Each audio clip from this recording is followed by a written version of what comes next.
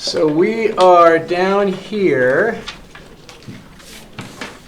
Let's see. I think we have one more question on this slide, if I'm not mistaken. So I might be mistaken.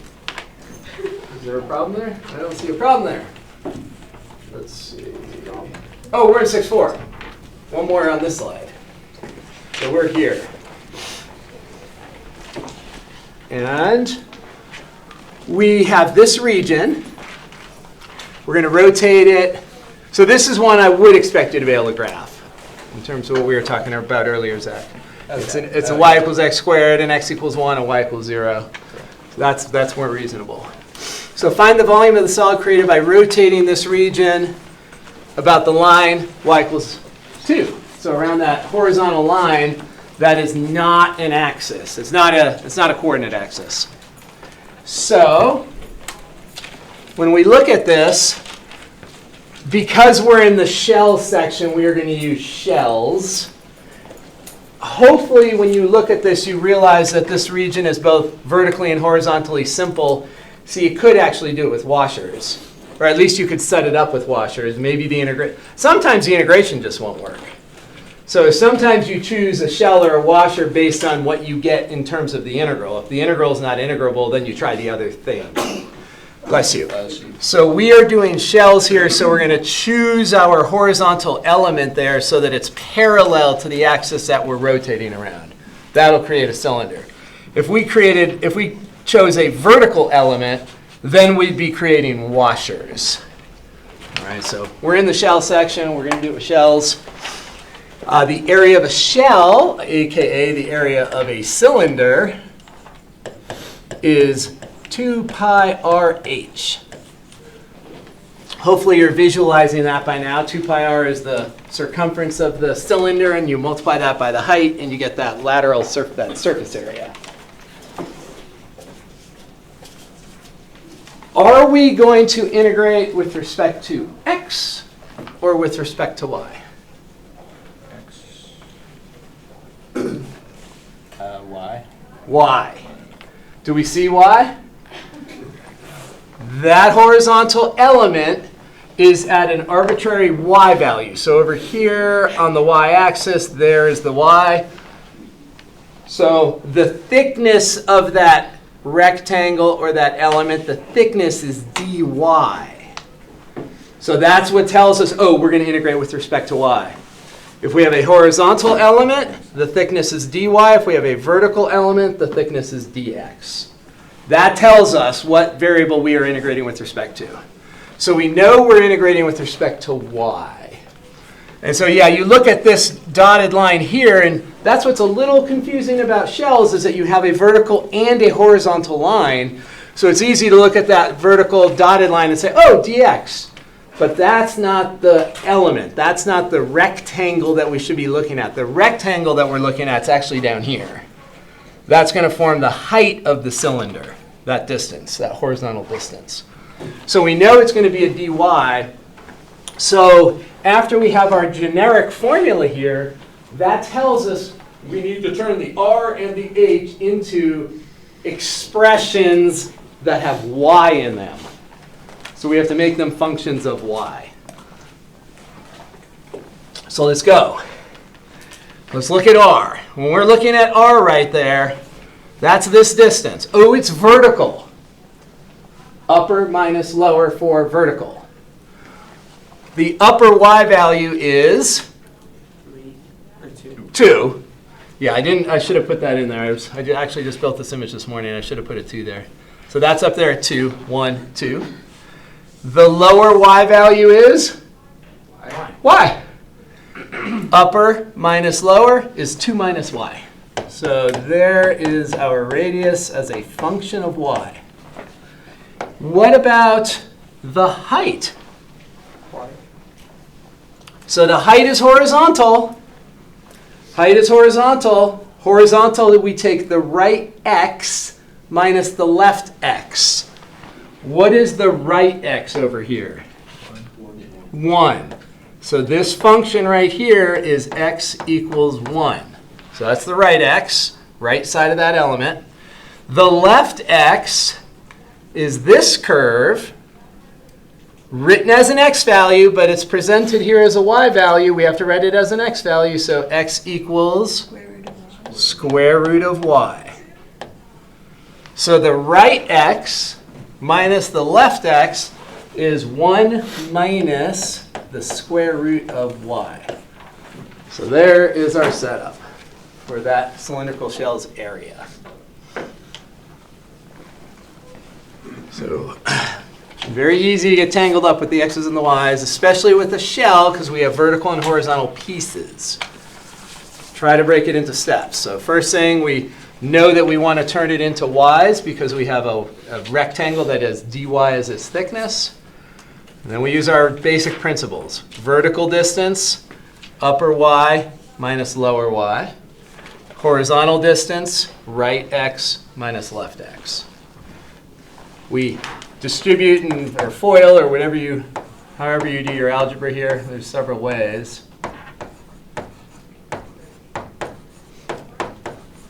And we end up with this function. So that function tells us the area of the cylinder at y. You start plugging in y values, you'll get the area of that corresponding cylinder. And then we have our basic principle says that if we integrate area, we will get volume. So now we are going to integrate this function, and that will give us the volume. Now we have to check our y values. So our first y value is down here at 0, and then we're going to go up, up, up, up, up, up, up until we get to 1. So there's a cylinder for every y between 0 and 1, and this little integral symbol, the s, is summing all those up. So 0 to 1. We're integrating powers of y, so we use the power rule. We will have 2y. And then we have y to the half. We add 1, we get y to the 3 halves. Divide by 3 halves is the same as multiplying by 2/3. 2/3 times 2 is 4/3. And then minus y to the 2 over 2. And then here we add 1, so we get 5 halves. Divide by 5 halves means multiply by 2/5. And then 0 to 1.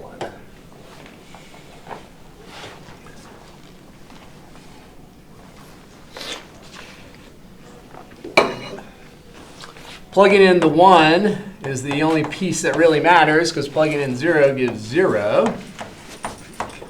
So when we plug in 1, we end up with all these coefficients.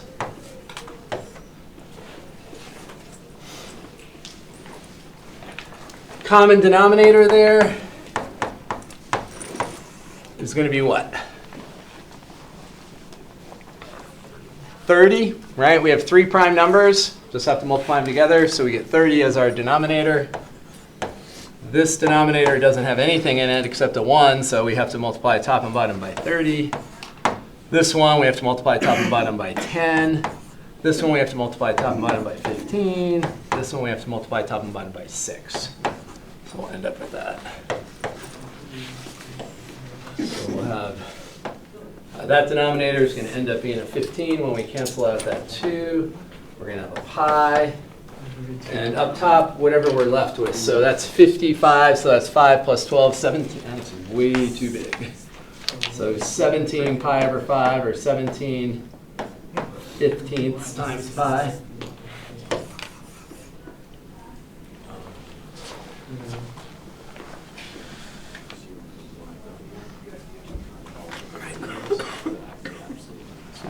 Questions on that? Yeah.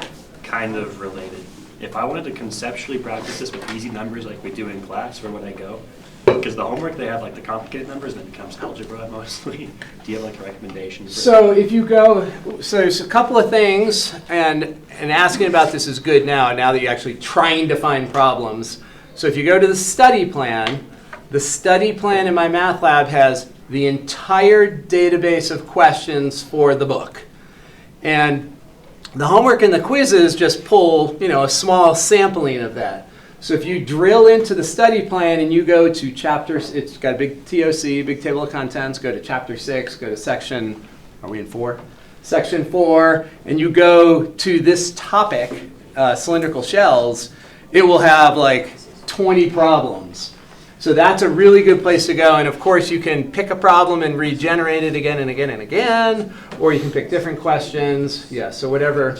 And then also remember that once a homework is due, once we've passed the due date, now if you didn't finish it, you know, there's that 10% deduction thing that's happening for some days. But once you've reached your due date, then you go through the grade book, not through the homework, not through the assignments, you go through the grade book, and you can go back in and try the exact same, I shouldn't say that use the word exact, but you can try the same problem again and again that was given to you in the homework. It'll, of course, regenerate the numbers, but it will have the exact same difficulty. So after a homework is due, you can always go in and practice those same problems again, too. But the bigger issue, go to the study plan, and you can practice a bazillion of them. And that's or you can go to the sample exams, too, that I've posted from the last 2 semesters, and you'll find some cylindrical shell problems on those, too. Any other questions on this shell? So we have one more slide for Chapter 6, Section 4, the napkin ring. Back in the day, cloth napkins used to be put through these things called napkin rings. Maybe some of you have never heard or seen of a napkin ring. You know, it's basically a sphere with a hole drilled through the middle of it. And looking down on the napkin ring, you see the hole through the thing. This is a cross section of the napkin ring. So we want to find the volume of the napkin ring. And we're going to do it with shells. I'll just set it up. I'll give you the answer there in case you want to practice your integration skills, which is always good. This shape here rotated around the y-axis will generate our napkin ring. The napkin ring is symmetric. So you can see here I've drawn a blue, which is a little bit harder to see perhaps. Maybe I should use red. If we go just from the x-axis up to that top curve there, rotate it around the y-axis and double it, that would be a way to use symmetry, so we could have a 0 in one of our limits of integration, which we always like, and we'll get the same exact volume. So that's how I'll do it. So if we draw some things here, this distance right there, this is going to be our radius. That is going to be the radius of a cylinder that we create when we rotate that red element around. So this is an element at an arbitrary x. Here is the height of our representative rectangle, our representative element, integration element, however you want to think about it. So that rotates around. We know that the area of a cylindrical shell, area of a shell, same thing as the area of a cylinder, is the circumference times the height. Are we going to integrate with respect to x or with respect to y? With respect to x, we have a vertical rectangle. The thickness is dx. That tells us we're integrating with respect to x. That tells us r and h both have to turn into expressions of x. No y's in there, just x's. We'll start with the r. What expression of x represents r? X. That's what x is, right? X is measuring the distance from the y-axis over to this rectangle. So 2 pi x. Height, okay, height is given by the function here, right? This function up there is going to measure the distance above from the x-axis. Up there, that is from a circle, right? That's the top half of a circle. That's the function. So we need the top half of the circle. So down here, the circle is centered at the origin. Radius is 6, so that's the equation of the circle. If we want the top half, we solve this for y. If you solve for y, you'll get the top half and the bottom half. Solve the top half, we choose the positive square root to get the top half. Negative square root for the bottom half. That's the equation of that half circle, that semicircle. So that is the height. So that's going to be square root of 36 minus x squared. So that is our cylindrical shell, area of our cylindrical shell. And volume is then the area of this. So I will set it up. I'm going to factor out just pi and put this 2x here. And the reason I'm going to just factor out the pi and not the 2 pi, we need to use integration by u substitution here, and whatever is inside the square root is going to be our u. And what is the derivative of that expression inside the root? 2x. Yeah, it's negative 2x. So negative 2x. So we will end up having to deal with a minus sign, but we'll let u equal this, and then the 2x will be most of what we get when we take this derivative. You could be fancy and put a minus sign here and a minus sign there so that the derivative is exact. That's absolutely fine. So there's our setup. Our limits of integration are going to go from where to where? 3 to 6. 3 to 6. So our integration is happening on this x interval. We're imagining that vertical element sliding across that x interval, creating all of these cylinders for each of those x's between 3 and 6.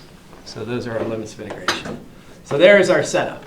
I'll let you go ahead and try that on your own. There is what the answer should be if you do it correctly. Any questions on that setup?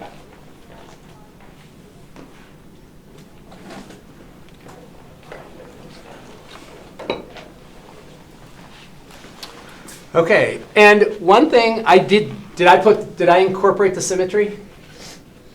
No. So the volume should be 2 pi. 2 times that.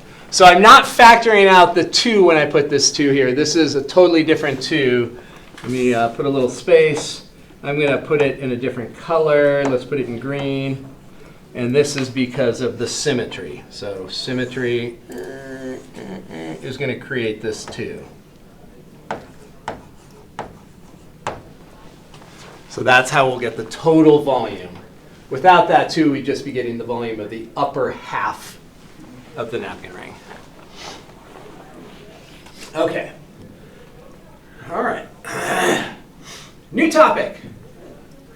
Finding lengths of curves. You know how to find lengths along the x-axis or the y-axis. If you want the distance between 2 points on the x-axis, you take the right x and you subtract off the left x. Vertically, upper y minus lower y.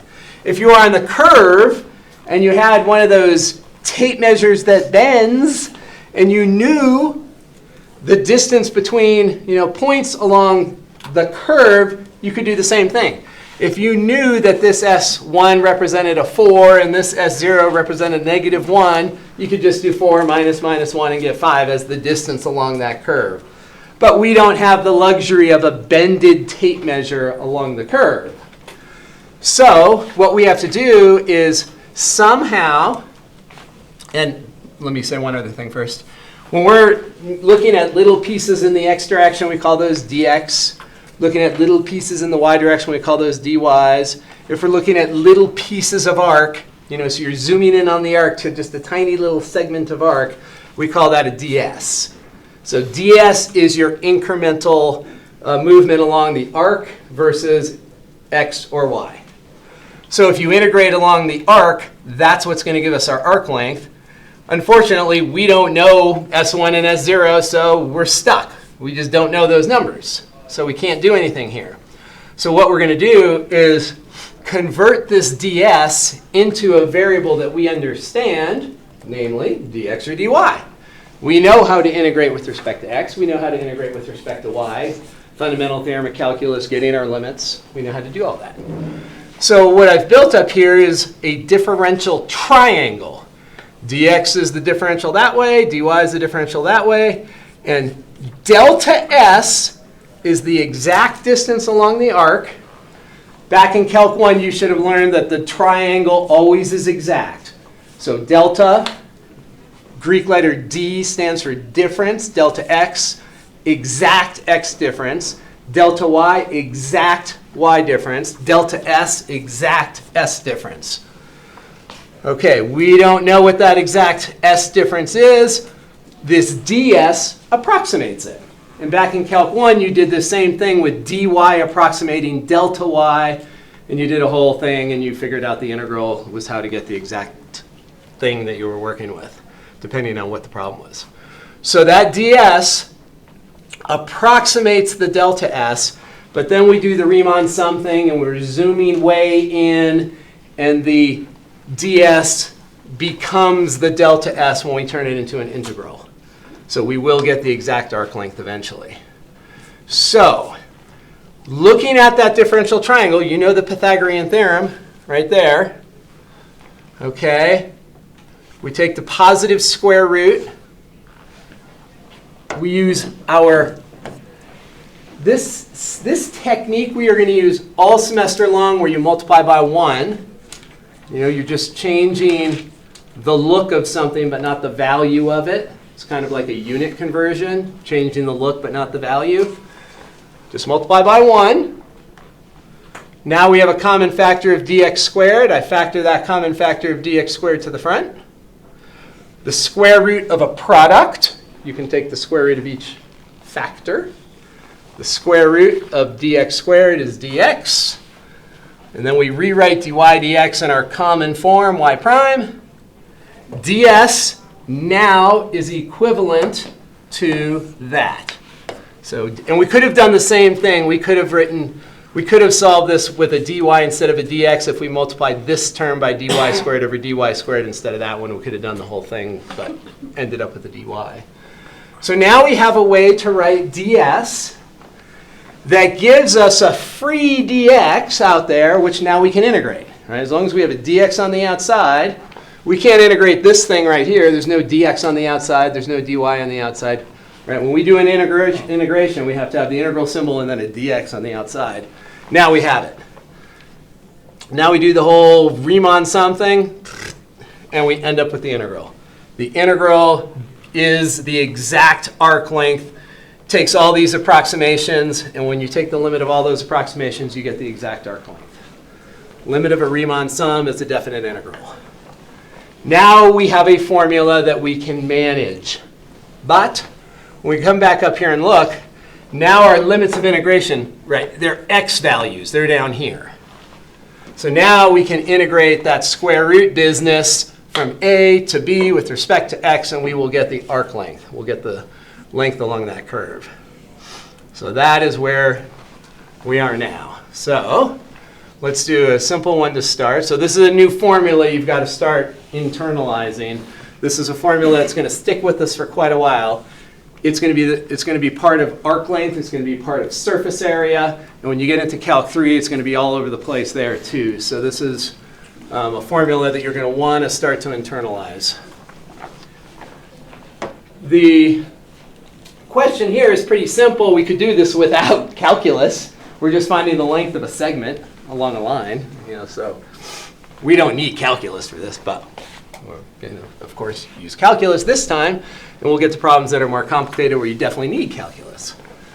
So the first thing, whenever we're doing arc length, or in a few minutes, surface area, we're going to need a derivative. So before I do anything, when I look up here, I say, oh, okay, well, we need the derivative of y. So let's go ahead and find that derivative. Y prime is going to be -3. All right? Derivative of that function.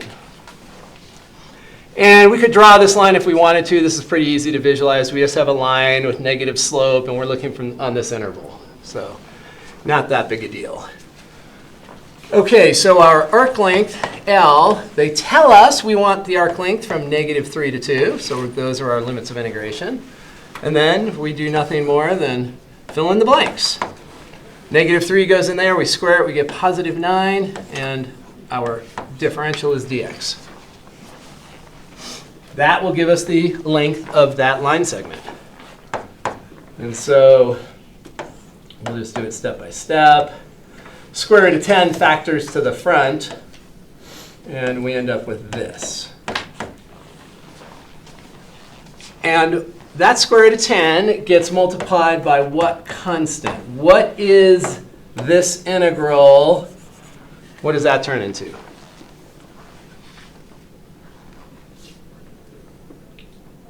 It's like a 1. X.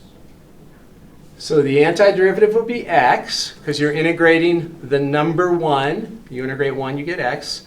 And then you plug in the upper limit and the lower limit, and you get 5. When you integrate a differential, you get the length of the interval. So if we're going to do all the math, we would say, oh, the integral of dx, of 1 dx, is x. That goes from -3 to 2. That gives us the upper limit minus the lower limit. That's going to give us 5. And that is the length, that 5 is the length of the interval. So this 5 right here is the length of the interval. So as you start to do this more and more, you'll be able to sort of, whenever you see this, you'll be, oh, it's just 2 minus 3. If you integrate a differential, you get the length of the interval. So similarly, the very first line up here, if we knew what S1 and S2 are, S1 and S0, we would just get the length of the interval, S1 minus S0. You just don't know those, though. Down here, where we know them, no problem. Our answer for this integral part, the yellow part, is going to be 2 minus 3. So integrating a differential gives you the length of the interval. All right, let's do a little more complicated function. Oh, well, this one's still a line. We're going to get to a more complicated one. OK. So once again, that's going to be our new formula. Oh, that's the one we just did. Oh, I typoed myself. I did a graph of it here. Isn't that the one we just did? 4 minus 3x? Something similar, maybe. I think it's exact, Yeah. right? OK. Yeah, I meant to delete, and I moved it all over to this page thinking we would just do it all on this page. That's OK. So just see last page. I'll go correct those in the notes. So that's on the last slide. Yeah, this is, I was redoing all these notes over the break, and so I will find some typos from time to time. All right, so now let's go to something more complicated. This is a function that I would not expect you to be able to graph. That would be given to you. If it was just natural log, yes, you could do it. So they tell us that we have this function from 1 to 6 on the x-axis. So there is our x value 1. Here's our x value of 6. So we're trying to find the distance from 1 to 6 of that arc. Now, this book loves to throw a couple of these very tricky ones in here. I put this reminder down here about trinomials.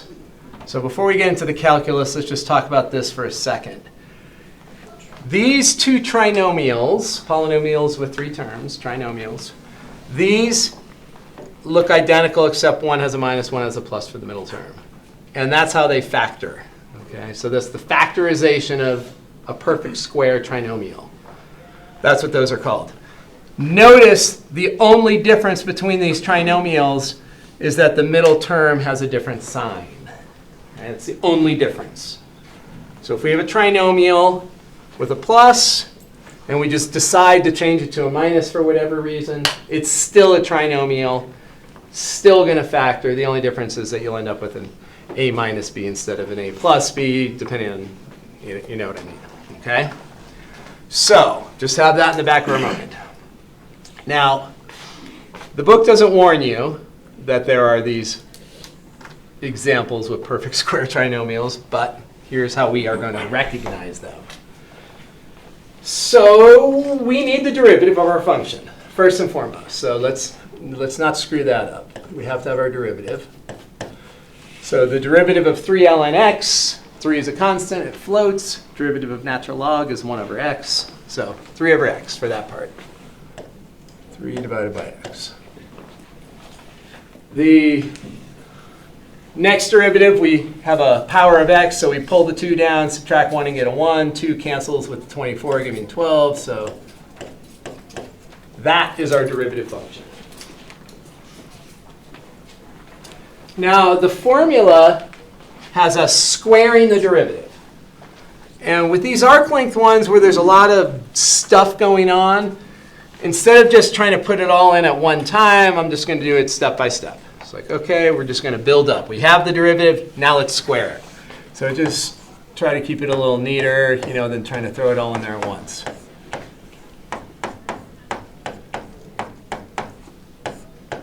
Okay, so we have that. We want to square that derivative. We have to FOIL this. To multiply this out, all right, we're down here, a minus b squared, we're going that way. So we square the a, and here's where I'm going to tell you not to be tempted to write that as 9 over x squared. It's not going to help us in this case, and I'll show you why. So when we have one of these sneaky perfect square trinomials, it's very if you square this all out like you probably are inclined to, you're going to end up with something that's going to not be recognizable. But if we are patient and just write out the form, you'll notice something that's going to help us. So now we want the minus 2ab. Let me just highlight. This is a, this is b. B does not include the minus sign. Okay?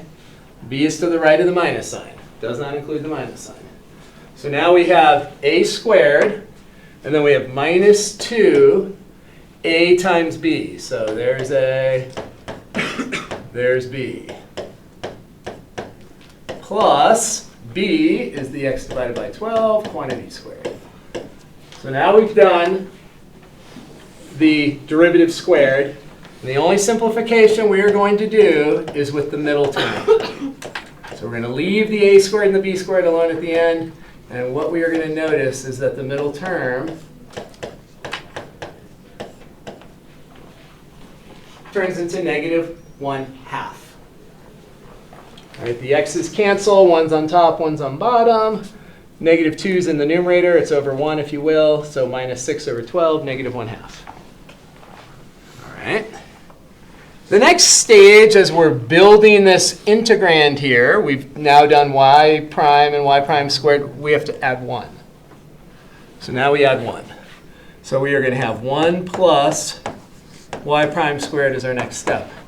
What happens when we add 1 to this expression here? Turns into a plus half. Turns into a plus half. Turns into plus 1/2.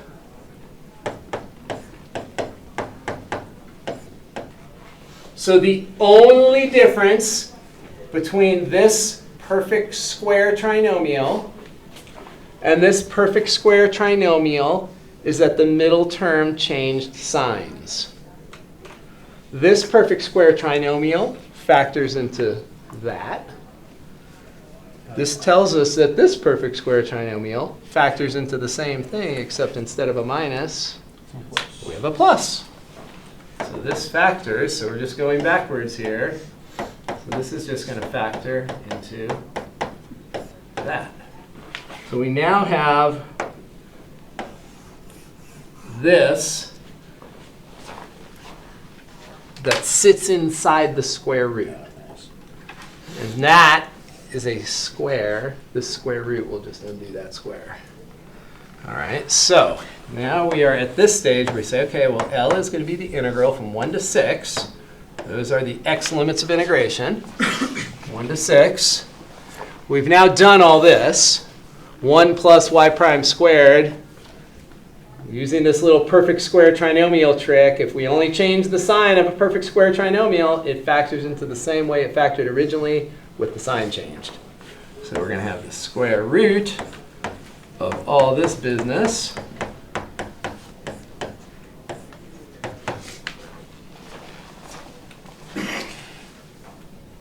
The square root wipes out the square, and we end up with the integral of something relatively simple.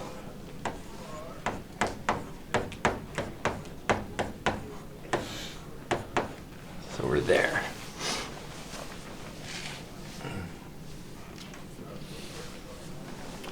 The First one is a natural log. We're going to get 3 natural log absolute x. The second one is just power of x. We have 1/12 times x, so that's going to be x to the 2 divided by 2 multiplied by 12 gives us a 24.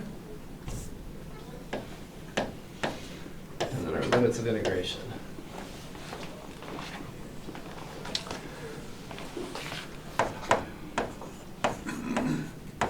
Plug in the 6.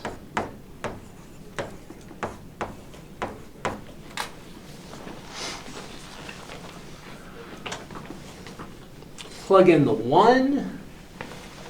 And when we plug in the 1, we're going to subtract it off. So 3 natural log of 1 plus a 24th. Of course, that's equal to 0. Natural log of 1. So we end up with 3 times the natural log of 6, plus we have to subtract off a 24th, so plus 35 divided by 24. That will be the arc length in exact form.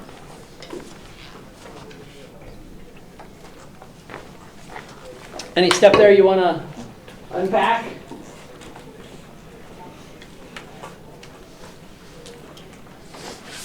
You will see as you go on in Calc 2 and Calc 3, when you see arc length and surface area, you're going to sort of get a pit in your stomach. And just take a deep breath and be like, okay, here we go. Arc length and surface area are more complicated than most problems. So in the first case of the trinomial where you have a negative and a positive, it flips. But what about if it's positive? Does it all just stay the same? So if this is positive, so let's think about what we're doing here. We're adding 1. So the only way we're going to have this perfect square trinomial perfect storm is if this is negative 1/2.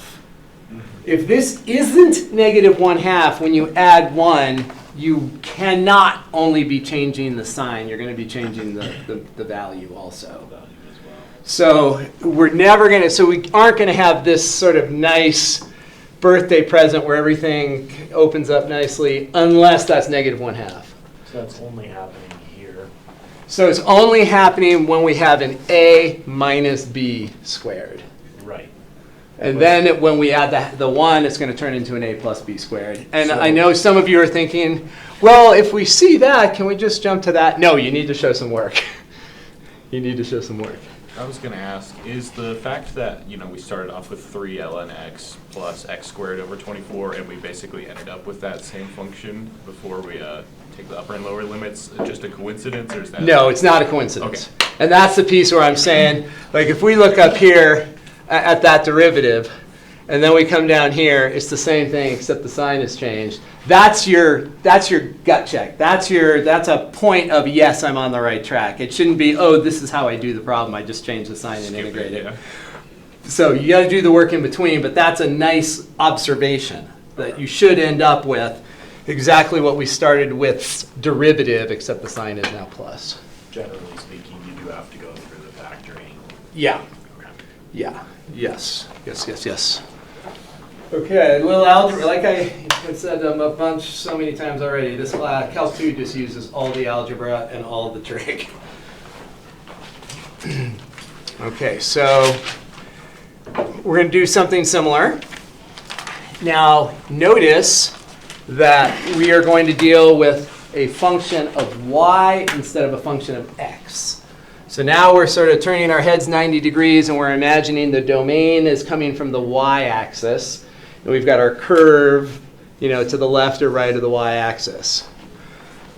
Or going through the y-axis. It can pass through it. So we have a different model, but it's the same. We still have 1 plus the derivative squared. It's just that it's x prime squared instead of y prime squared.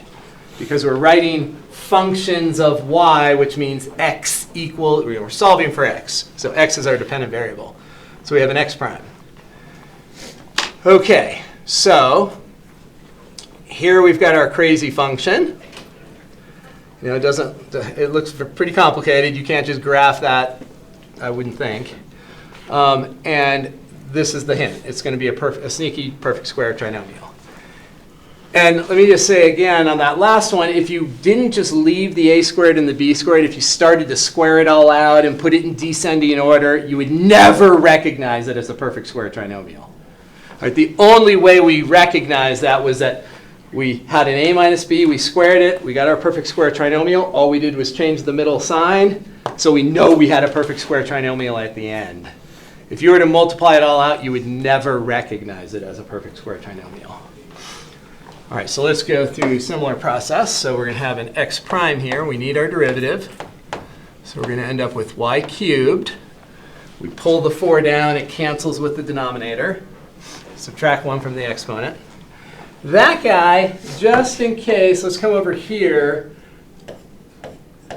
Remember that that 8 is not affected by that exponent. So this is how we could rewrite it in a favorable form in order to use that power rule where we bring the exponent down.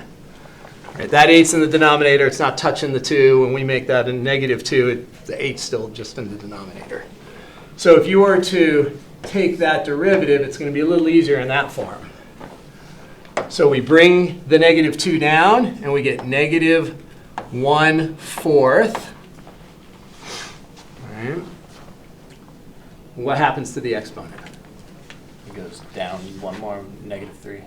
So everyone agree with that? -3? It's very easy to go the wrong way with that exponent. So you bring the exponent down, and then you subtract 1. So -2 minus 1 is -3. And if we wanted to, we could write this with positive exponents so that it would look like this. Okay? Now, the next stage, as we build out, is to square that thing. And here, again, we have the a minus b setup. That's a, that's b. So there's our a minus b. When we square it, we're going to use that perfect, did I put that? Yeah, I didn't. Hopefully you know that formula by now. So there's a squared minus 2 times a times b. And again, b does not include the minus sign. And then plus b squared. So there's our a squared minus 2ab plus b squared. The only thing we are going to simplify is the middle term, and here's how we know if we have a sneaky perfect square trinomial. That middle term has to be -1/2. If it's not -1/2, then multiply it all out, distribute, collect like terms, and pray. So when we look here for our cancellation, we see that y cube's in the numerator, y cube's in the denominator, so those wipe each other out. 2 divided by 4 is 1/2. So yes, we are getting our sneaky perfect square trinomial. As we scaffold our way out, we've now done x prime squared. We have to add a 1. So we're going to do 1 plus x prime to the 2. And when we add 1, once again, here's where we're like, oh, good. It's still a perfect square trinomial. All we did was change the sign of the middle term. So we know that this is going to factor into a plus b quantity squared.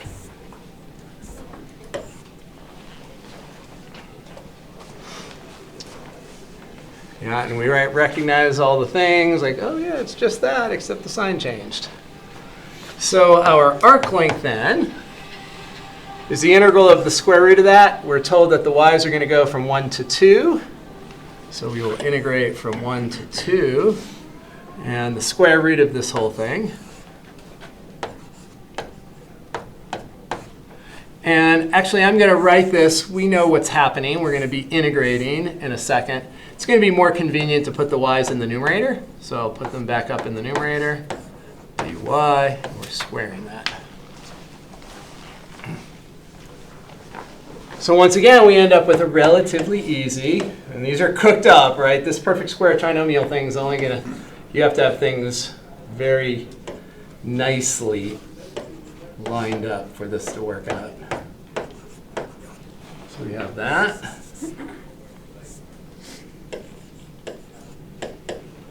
Power rule.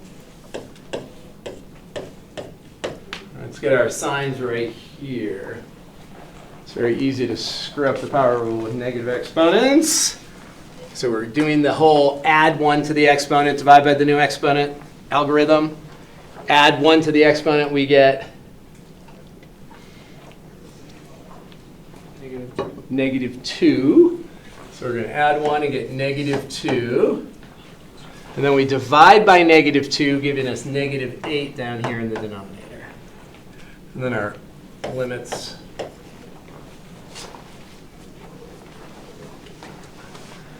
Plug in the 2, and we're going to have 16/4, which is 4, plus, those turn into a plus. Y to the -2, that's 1/4. So 1/4, and we have an 8, so 1/4 times 1/8 is 1/32. And then we subtract off evaluation at 1, so we're going to subtract off 1/4. We're going to distribute the minus sign. This is actually a plus, so we distribute the minus, and it turns into a minus. 1 to any power is still 1, so we have 1/8.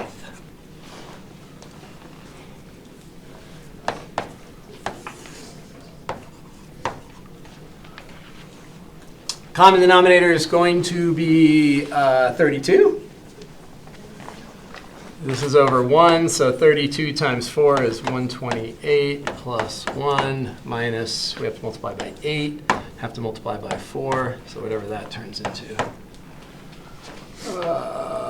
Is that 117? 120 minus 4 is 116, plus 1 is 117.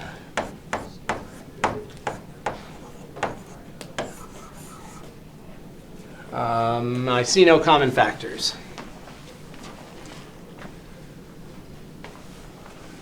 The numerator is divisible by 3, but no even numbers.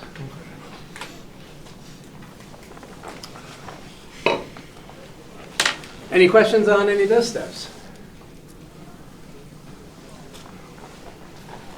Okay, so that is how we are handling arc length. Let's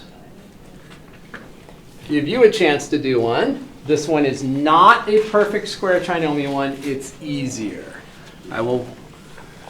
So see if you can do this one. So we've got a function of y. Now when you stare at this, you could say, hey, it's also a function of x. But the way it's given to us is as a function of y, so let's just do it that way. You could, of course, do it as a function of x if you isolate y. But then you would also have to remember to change the y limits to x limits, so you'd have to find the corresponding x's. You could do it that way, though. Doesn't matter. All right, so go for it. Try that one. Raise your hand if you want me to point you in the right direction.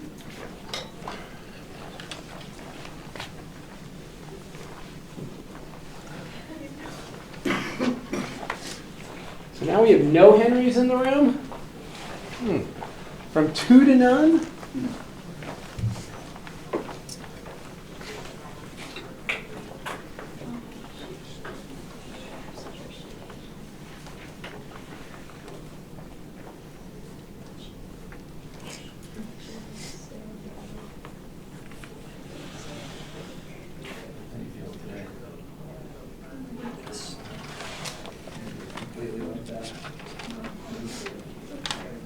Yeah.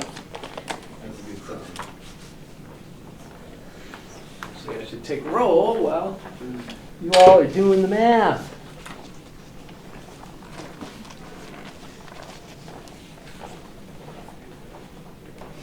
Is that coming for a sec?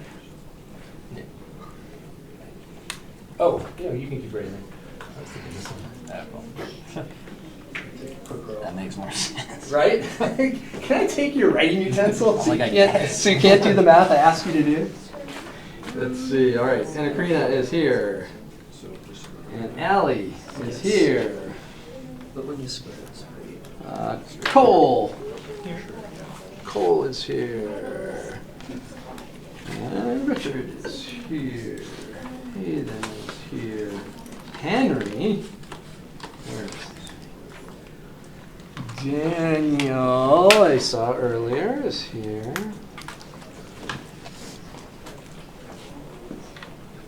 Hayden is here.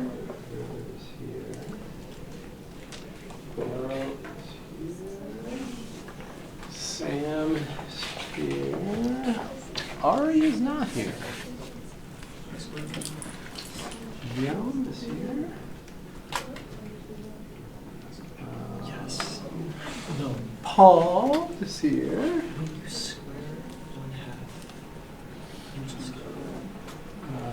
Walter is here.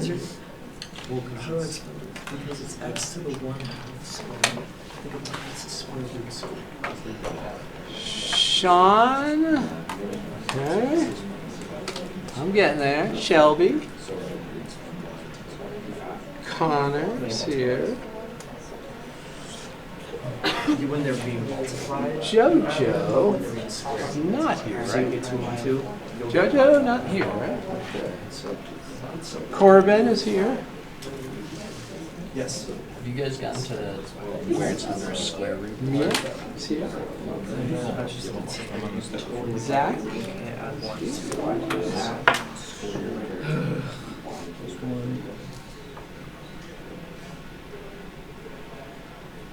Landon, I don't think is here. And then Link is here. But no Landon. So u equals No Landon. du equals 4 dy. Yeah, that's no problem. Multiply this by. I'm sorry. I have 1 plus 9 over 4y. We're going that way. Okay, so then we're going from 0 to 4. Correct. Is that what you did? Yeah. That's right. So if we switch this function and solve for y, if we took 3/2 power of both sides, then we would do the 0 to 8. Yeah. All right, I'll start taking the derivative first. So x prime Almost done. Yeah, you want to make sure you're good at your derivatives, because if you blow the derivative, you're going to go down a big old rabbit hole. And we're just going to do it stage by stage. We'll square this, so we get 9/4 y. Stop me if you're not comfortable with something here. The limits of integration, because we have a dy, will be the y interval 0 to 4. And we're going to have 1 plus 9/4 y.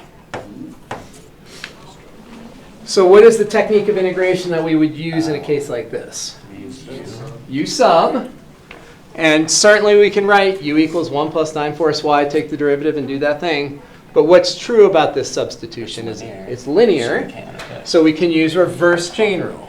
So because this is linear, we're going to use reverse chain rule. So that's linear. And of course, if you do the full-on substitution, it's going to work. So here's how we'll do reverse chain rule. We have the yellow piece to the 1/2 power. So now we're just going to integrate like we normally would if we had just an x down here. We're going to add 1 to the exponent.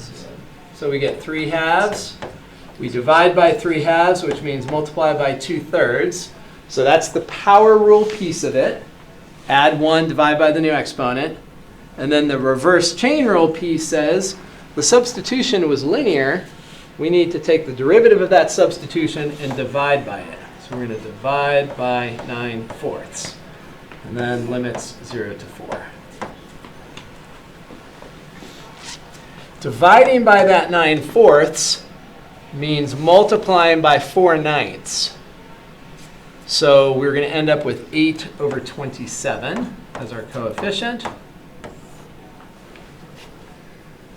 Now we can deal with this piece where we plug in the 4 and the 0. The constant can just be out in front as long as we have the upper limit and lower limit all in parentheses. So we're going to plug in the upper limit here of 4. That's going to give us 10 to the 3 halves minus, plug in 0 here, 1 plus 0 is 1, 1 to the 3 halves is just 1. So we have that. And I'm going to do one more step, which is not required, but it does happen a lot. And so I'm going to just talk about this for a minute. The exponent of 3 halves. Let's unpack that for a second. So if we have 10 to the 3 halves, you can think of this as the square root of 10 quantity cubed. And the square root of 10 quantity cubed is square root of 10 multiplied by itself 3 times. Well, if you multiply it by itself twice, it just undoes the square root and you get a 10. So this is a very common way that you will see this exponent kind of simplified, if you will. You don't have to do it. I'm fine if you left it as 10 to the 3 halves, but it happens enough that you should just sort of at least be aware of it. So, and you'll just see it a lot of times. You'll see this, and all of a sudden there's going to be a 5 root 5. So that's what's happening. You know, you think about the denominator being triggered first. The denominator is a square root, and if you take a square root and you cube it, 2 of them combine to whatever the inside is. So that's a very common thing you'll see.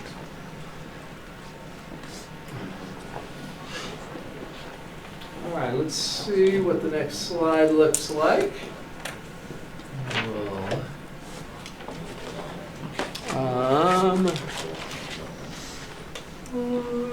Let's go ahead and take our break, and then we'll do this one after, these two after break. Yeah, so let's take our 10-minute break.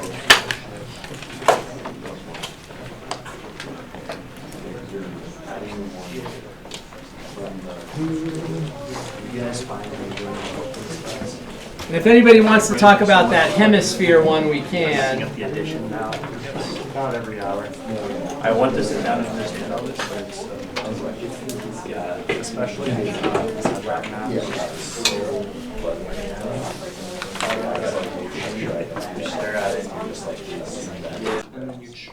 If you can just notice that somehow. All right. So let's go ahead and do this one. Arc length is not going to be a perfect square trinomial kind of sneaky thing. It should just work out fine. So with a lot of these arc length ones, you don't need to draw them because they're super routine, super just formulaic. You're not going to have to like draw to get any extra perspective. So it's just fine to do these kind of without even drawing a graph. The first thing we do need is the derivative. And so the derivative, we do have a power, so we use the power rule. That power of 3 halves comes down. 3 halves times 2/3 is 1. And then we subtract 1 from the exponent. And then what do we do? What was that mumbling? Multiply by the derivative of the inside. Yes, exactly, exactly. So multiply by 2x. Yes, so that's chain rule. And that's an easy place to screw up a problem, right, is to forget to multiply by the derivative of the inside. So that's really important. Whenever you're differentiating, especially if you see parentheses, remember that chain rule piece. If there's something inside parentheses, most likely you're going to have a little multiplication at the end. And if we skip that, that's going to turn into an integral that's probably going to be unintegrable. So next step is we go ahead and square all that. And if we square this, we're going to get 4x squared multiplied by x squared plus 1.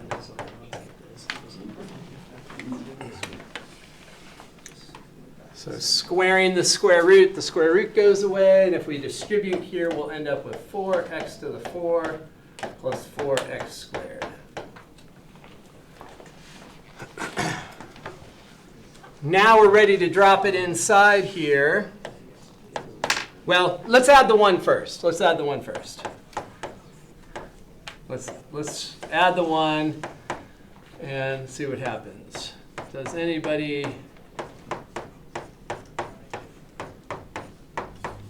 know what to do from there?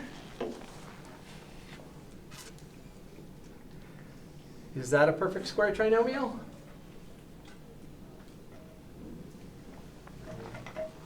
If it was a perfect square trinomial, you would take the square root of the front, the square root of the back, and square it. Let's check. Is it? 2x squared is that. 2x squared squared is that. 1 squared is that. For the middle term, a, b, and double it. Oh, that is a, b doubled. So that is a perfect square trinomial. That's the definition of a perfect square trinomial. So that does factor. So we end up with L from 3 to 9. We take the square root of that. We can do that part. We don't have to write it out this time. We've written it out several times already. So we have that. And that is a relatively easy, give myself a little more space, relatively easy integral. Where is the space? There's the space. So we integrate term by term. We're going to get 2x cubed divided by 3 plus x from 3 to 9.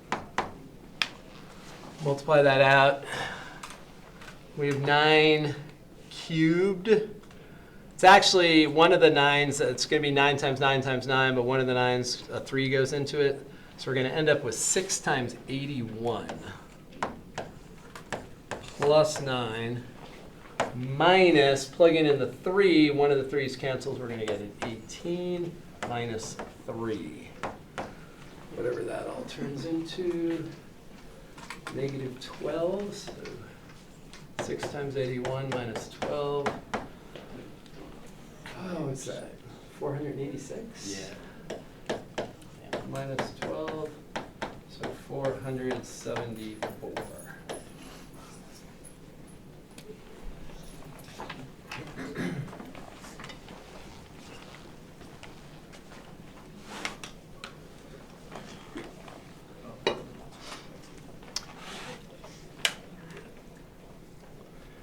Okay, now you all get to try a perfect square trinomial, one of these sneaky things.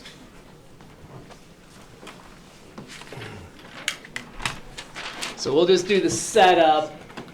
And I've got the answer up there. So after we get the setup done, you can go ahead and, so just do the setup.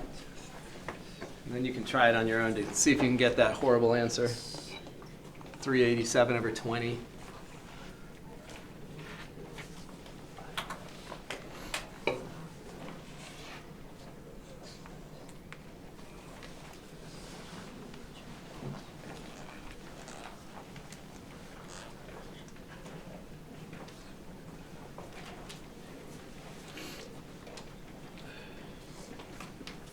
Remember when you're doing the homework that Ask My Instructor button, that sends me an email right away. So if you're totally stuck on one of those things, feel free to click that button. Describe where you're stuck.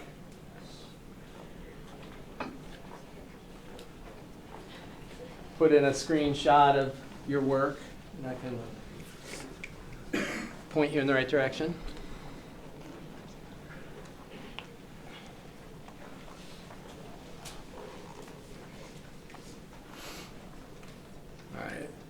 I'm going to write the derivative up here first just to make sure, because if your derivative is wrong, everything that follows is wrong.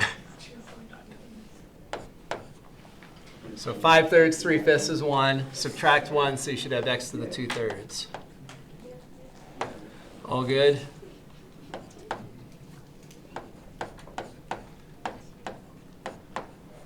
So there's your derivative.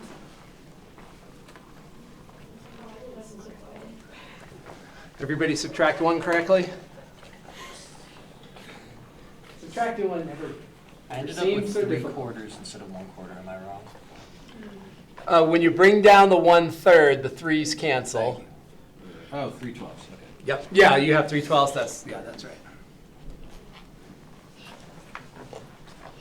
And then when you do the squaring step, remember, don't simplify the first term or the last term. The only term you want to simplify is the middle term. And when you simplify that middle term, if it's negative 1/2, then you know you're in this trinomial land.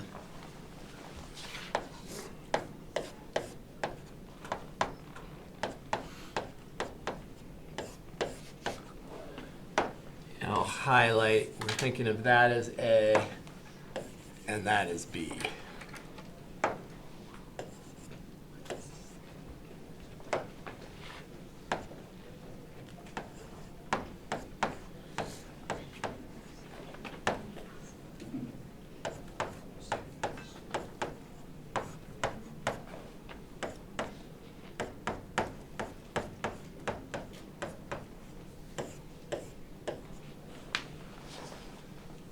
So when you do your squaring,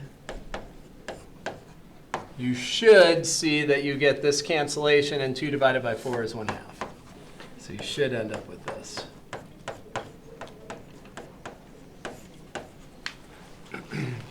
Oh, there's a plus in there.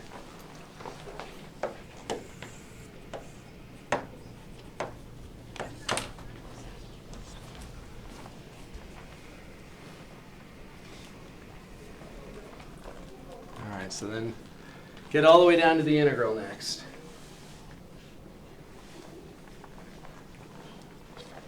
So your next step, you should add 1 factor. Can you bring it back up? Oh, absolutely. Sorry about that.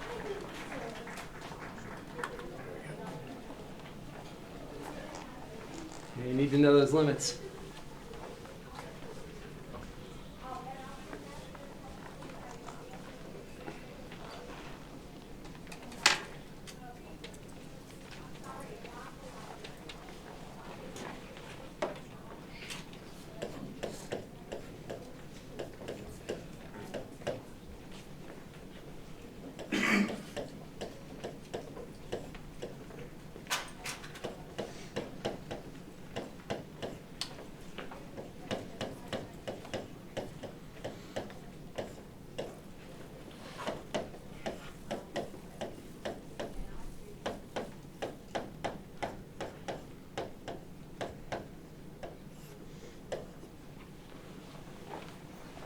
And that's what you should end up with, your factored inside of the square root.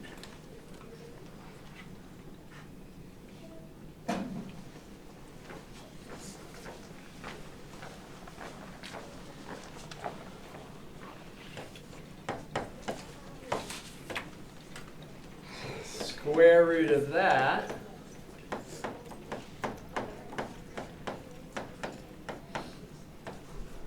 is what goes in, and here is our setup.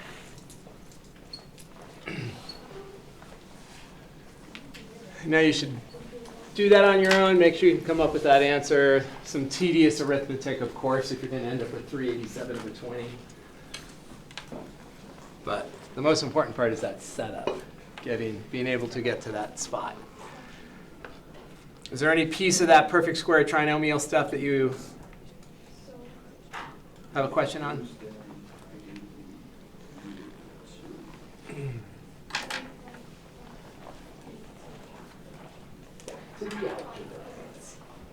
Make sense?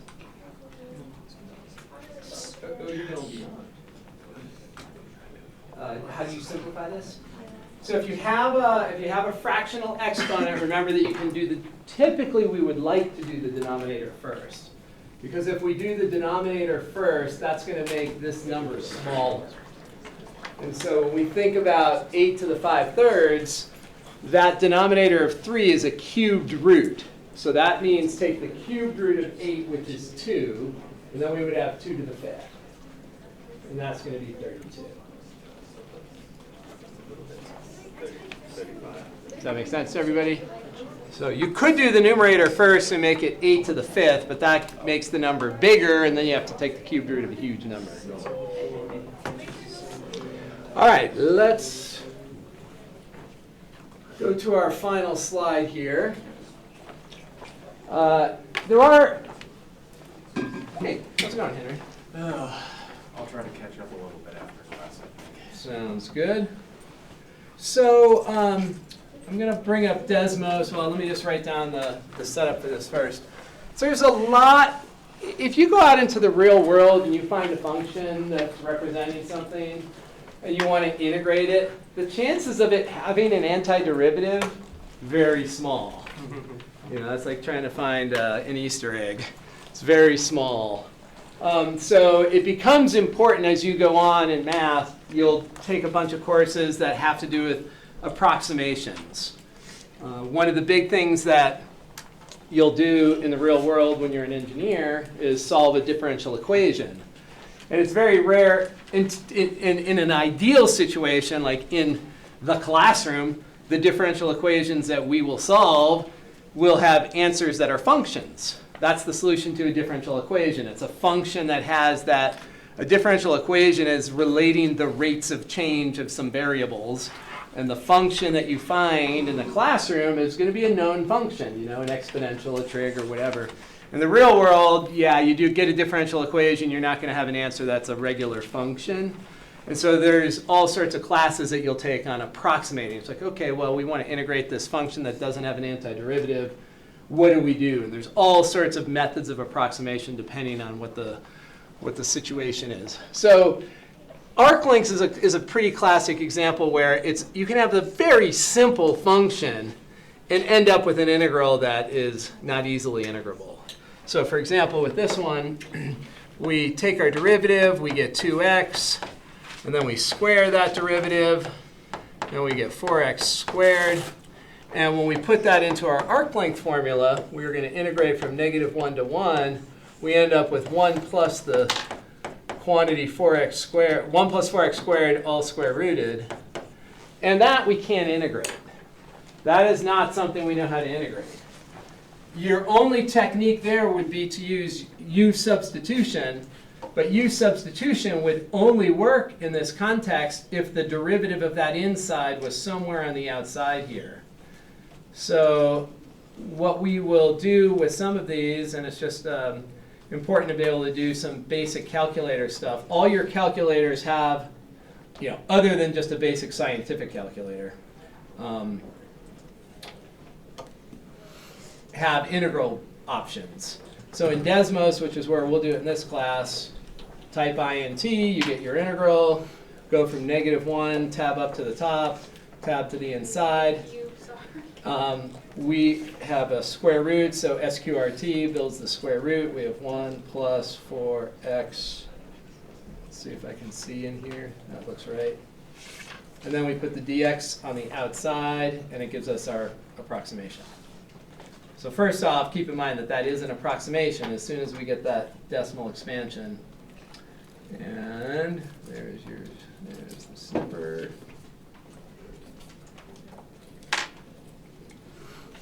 So, and this is exactly what makes integration hard, because you just don't know. And that's like one of those things you learn by trial and error, what's integrable, what's not integrable. I can give you the nastiest function and ask you to differentiate it, and you guys already have the knowledge to differentiate anything. No matter how complicated I make a function with square roots and trig functions, you know how to use the chain rule and the power rule and all those things, the quotient rule, product rule. All those things, you could take the most complicated, nasty-looking function and you can differentiate it. Integration? That's not a hard-looking function and you can't integrate it.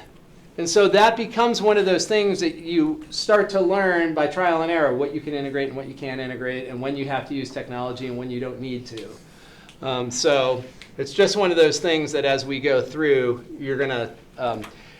you'll start to pick up clues to when you can integrate and when you can't. Here's a simple one too, like e to the x. That's simple, right? We know the antiderivative for that is itself.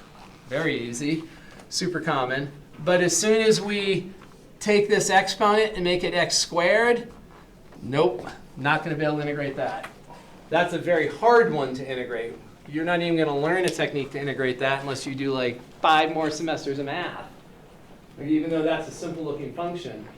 That function, if you fiddle with the exponent on this, you know, you can build these bell curves that they use in statistics with those types of functions. But, you know, you can't integrate it with normal means. for a long time. But it's one of those things you just have to, you just have to do a lot of math until you start to see. But that is exactly what makes integration hard, is that you just don't know until you get a little more experienced. So here we take our derivative, we square it.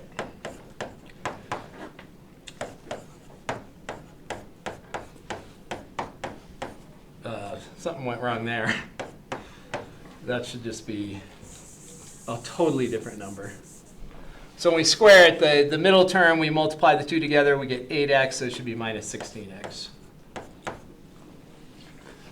And you could factor out a 4 here, and I'm going to write it in descending order just because that's a little bit more common. So we have that. And so our only hope, oh, we didn't add the 1 yet. I don't want to try to factor until I've added the 1. That's not going to help us. When you factor something, it's not helpful to just factor like a couple of terms. That doesn't do anything. You want to be able to factor the entire quantity. And when we have to add that 1,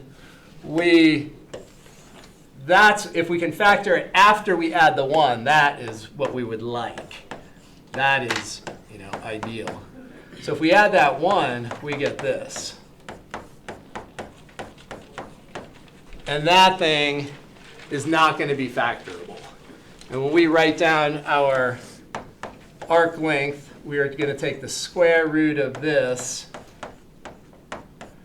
and this quantity inside that square root is not factorable. And so once again, our only choice, if we can't factor it, our only choice is technology. So if you're using Desmos, you can put Desmos on your phone also, if that's something you want to do. Oh, not you. We want you.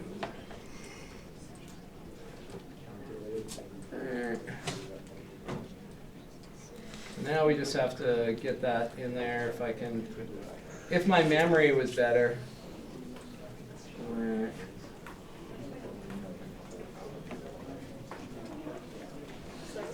4x squared again. Minus 16x plus 17.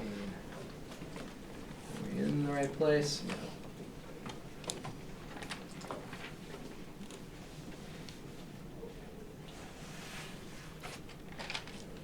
And you get the idea. We just have to change our limits. Make sure that they match what we need. 0 to 4.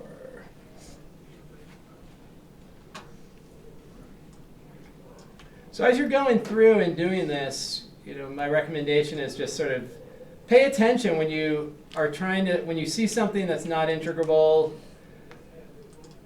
try to make a note of why it's not integrable. And so for this one, just like the last one, the only technique you have is use substitution. That's really your only technique at this point. So the only way that this would be integrable is if the derivative of what's in that square root was somewhere on the outside of the square root, so that when you did substitution, you could replace it. But it's not, right? There's nothing out there. So it's like it doesn't take much to make something not integrable. It doesn't take much to make it integrable. If we had a square root of x squared plus 1 dx here, and there just happened to be an x out in front, then it's integrable. Because there's the derivative of the inside is 2x, and as long as there's a multiple of that derivative on the outside, it's going to work with u substitution. Okay, so that's how we would do integration or arc length stuff when it's non-integrable. So we're going to jump back into 3 dimensions again, but similar to finding volumes, we're only going to be looking at surfaces that are very, very nicely behaved. So they are, in this section, they're going to be from rotation. So we're going to look at some surfaces that are generated by rotating a curve around an axis. And then our goal is to find the surface area of the surface that we're finding, surface that we're generating through rotation. So in Calc 3, you're going to learn techniques to find surface area of all sorts of, undulating surfaces that have no symmetry. Here, we can only deal with things that are very nicely defined. And so the idea, we've got a curve, we rotate it around an axis, we get a whatever, surface of some sort. And now we want to go and put on our Riemann sum glasses, and we imagine subdividing this surface into a bunch of tiny little slices. The slices now are going to create what we're going to use as our approximating geometric shape is the base of a cone, a frustum. So this is a frustum of a cone, and what we're imagining is as we shrink all these frustums down, that little diagonal piece of the cone, of that portion of the cone, starts to get tighter and tighter to the curve. And so you can imagine these nested, or not nested, but these stacked frustums as generating fairly good approximations to the surface area. So as the frustum gets smaller, this slant height gets tinier and tinier. And that slant height along the curve is what ds is. Right? ds is going to approximate the slant, that ds is the slant height of the cone, and that's going to approximate that little arc of the curve out there. So if you have a frustum like that, the area of a frustum is pi times the sum of the radii multiplied by that slant height. So that's our basic formula. Recall we just did this, that ds can be rewritten that way. That's just arc length. And when we look at this frustum area right here, as your frustums are getting narrower and narrower, the R1 and the R2 become indistinguishable. All right, so as that frustum is getting flatter, the R1 is approaching the R2. And they're becoming indistinguishable. And so that's what we do down here. We say, okay, well, in the limit, the R's become the same, so we'll call each of them R, add them together, we get 2R, and we end up with that. So the slant height becomes the ds. The pi R1 plus R2 becomes 2 pi R, and what is 2 pi R? Circumference. So the idea, when we look up here, what we are going to do is if we envision a single point here, that point is R away from the x-axis, and when it rotates around, that single point creates a circumference, and if we integrate the circumference with respect to S, that will give us our surface area. So you can imagine all these circumferences, right, stacked next to each other, but we're going along the curve. We're not going along the x-axis. We're going along the curve. So if we integrate the circumference with respect to S, that is going to give us our surface area. And so that's what we're doing down here. We integrate that. So we integrate circumference with respect to S. Once again, we don't know jack about the S's. We don't know anything about the points along the curve. So we have to do a conversion. And the conversion is what we just did in the last section. We convert ds into what we just have been doing for the last however long we've been in this class today. Right? That's ds. And then the function is going to generate the r. The function is going to be the radius. Like it has been already when we have found volume. The function often is finding the radius of a disk, radius of a cylinder, something. So that's our new formula.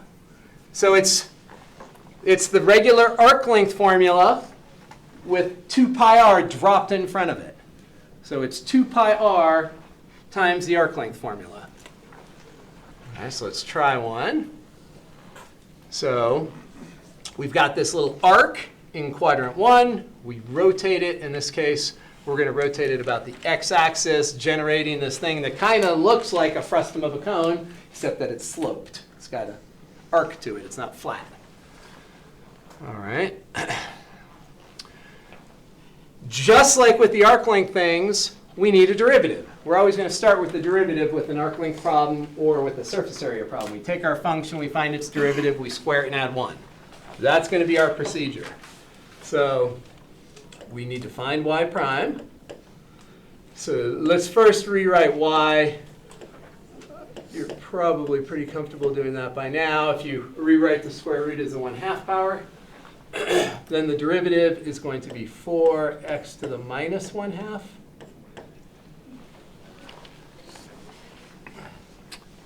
And then we have to square it. So we're doing the same algorithm that we did with the other thing, with the arc length. We square this. We're going to get 16. And if you need to, put this square root down in the bottom in the denominator if you want to, if it's easier for you to square it by doing that. And then when you square it, you're going to get 16 divided by x. And when you add 1, you will have that expression. So that whole thing there is what's going to go inside the square root, just like it did before when we were dealing with arc length. So all of that is going to go inside the square root. Now we saw with the arc length ones that it's pretty easy to create an arc length problem where we have an integral that we can't do. Like the last two, we had to look at the computer and do it. But notice that with the surface area, there's actually a function on the outside. So there's actually a higher probability that we will get an integral that we could integrate using substitution. Because there's a function on the outside of the square root that could absorb the derivative of whatever's on the inside of the square root. All right, so let's look at this picture here. Let's identify R. So we're going around the x-axis.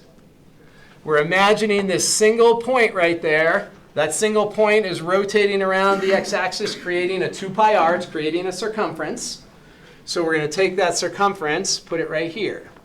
So our L is going to be 2 pi. That can come to the front, integral. We're told that we're going to go from 9 to 20 on the x-axis. So 2 pi, and then the radius is the function, right? The distance to the x-axis, that's the radius, that's given by this function. That function measures distance to x-axis. So 8 square root of x, and then we put in our arc length piece. Okay, I guess that's a little too big for that square root. We don't need that much. We're going to have 16 divided by x plus 1. We've converted to dx from ds. So that is going to be our setup. So again, this is the 2 pi r right there. And then that inside of the square root is the 1 plus y prime squared. The constant of 8, let's pull that to the front. Let's do this in a couple of steps just to make sure everyone sees what's happening. So left inside, we have a product of square roots.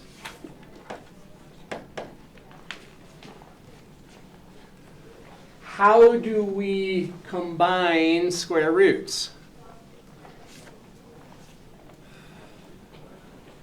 If you have, go back to numbers, if you're pausing to think, if we have 2 square roots being multiplied together, we take the inside of each, multiply them together, and take the square root of that product.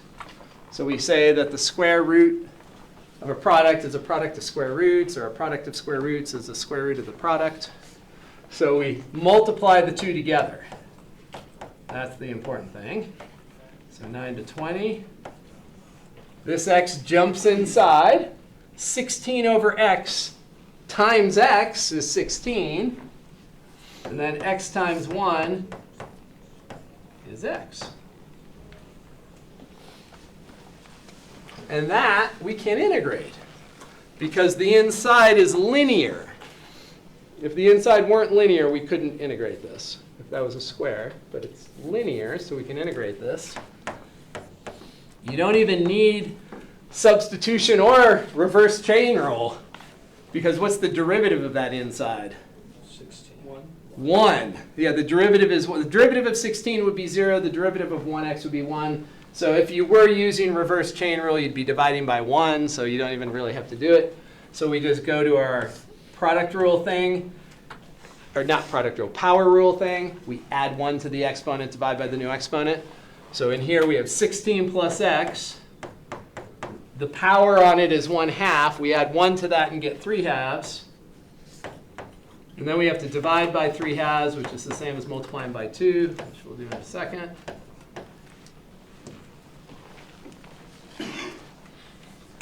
So that 3/2 becomes multiplied by 2/3. So that's going to be 16 divided by 3 times pi. And now we'll deal with this variable piece with the limits there. So we have 20 plus 16, which is 36. Well, that's convenient. 36 to the 3/2. Minus, plug in a 9, and we get 25 to the 3/2. And so both of these can be simplified pretty easily. We'll do the denominator first. So denominator is a 2, so that's a root. Is that a question? Yeah, when you did the 2/3 and the 16. Oh, yeah, well, 32. yeah, why did that not become a 32? Thank you. That is a 32. Thank you. Yeah, so that 2 gets multiplied by the 16. And then here we trigger the denominator. Square root of 36 is 6. And then we have 6 cubed, which is 216. Here, square root of 25 is 5. 5 cubed is 125.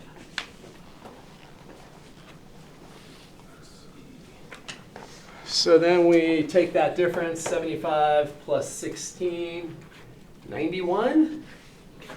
Maybe, 91? Somebody agree? Yeah.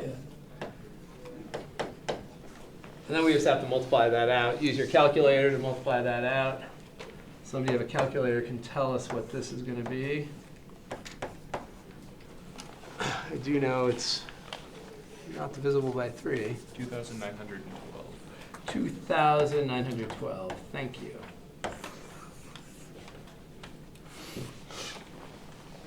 Everyone agree that numerator is not divisible by 3? Everyone know how to tell if a number is divisible by 3? Add up the digits. If that new number is divisible by 3, the original is. Same with 9s. Add them up. If it's divisible by 9, the original is divisible by 9. All right. Should I take a quick couple of pictures of like the whole series of equations? I forgot how to access that on the one.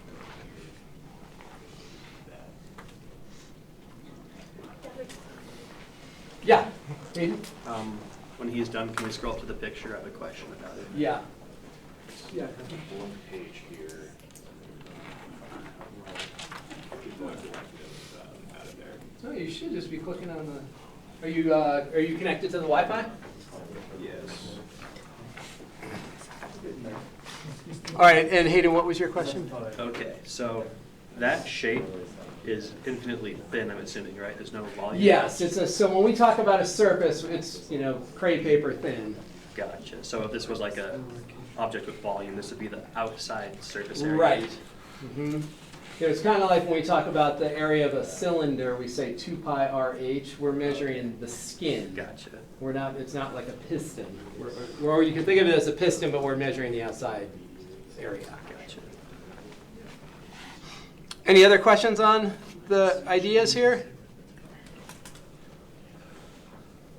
Yeah, this CalcPlot 3D. If you get a chance to play with it, it's a good tool. CalcPlot 3D when you get into Calc 3 and you want to be dealing with surfaces.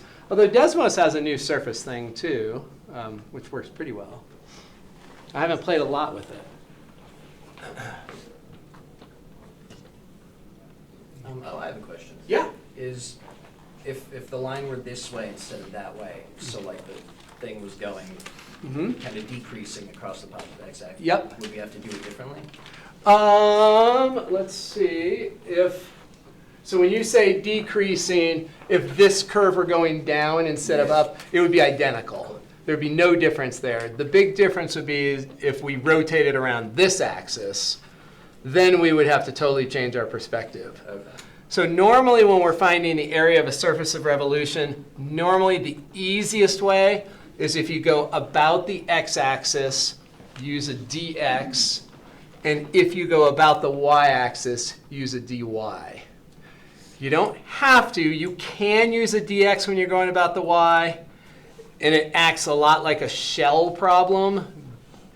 But it's going to be easier in your mind. It's going to be easier with the math just to keep it simple. If you're finding surface area about x-axis, use dx. If you're finding surface area around y-axis, use dy. That's going to keep it as simple as possible. So let's try another one. Let's do another one about the x-axis. So I like to write our generic formula up there because that's how we memorize, that's how we conceptualize. If so much of Calc 2, so much of math, the concept and the formula are kind of two sides of the same coin. And if you really understand the formula, it's not about memorization. You know, if you think about finding surface area, the concept is that we take circumference and integrate with respect to s. That's the concept of finding surface area of a surface of revolution. And so the formula should sort of, it reveals all the concepts that are in the problem. So I like to rewrite it that generic way first because that underscores the concept. Circumference with respect to s gives us surface area. And then we don't know anything about the s's, so we convert over to x's in this case. If we were going to rotate about the y-axis, we would convert to dy instead, if we were going to go about the y-axis. Okay, so going about the x-axis, we've got this function. We're going to go about the y-axis. We're going to create this surface. Once again, in the context of arc length and surface area, you're always going to find a derivative, square it, and add 1. That's going to be sort of, if you know nothing else, that's just where you start. Take the derivative, square it, add 1. That's always going to be our starting point. So here, when we take our derivative, 1/2 comes down. The base stays the same. We subtract 1 from the exponent. And then we have to remember chain rule. Right? So we multiply by 4. That's going to be the derivative. Let's just simplify that a little bit. It's always easier if we have no negative exponents. And since it's a square root, it might be more convenient to write it like that. So 2 divides into 4 twice, giving us the 2 in the numerator. Now we want to square this y prime. When we square that, we get 4 over 4x plus 6. We can cancel out a 2. So we'll get 2 over 2x plus 3. All right, so there's y prime squared. Now we have to add a 1 to this. There's no advantage here in just doing a whole separate line. We can just kind of jump into the equation by now. So surface area, they're using an s to represent surface area. The 2 pi can factor to the front. 2 pi. Do you see that the function is the radius? The radius is this distance right there. That's given by the function. So 4x plus 6. Oh, now I'm thinking maybe I shouldn't have canceled out this 2, because I see a 4x plus 6 there. It might be convenient to actually leave it in this form. And I'll start to write it out, and I'll explain why. So the 4x plus 6, that's the r. So 2 pi r.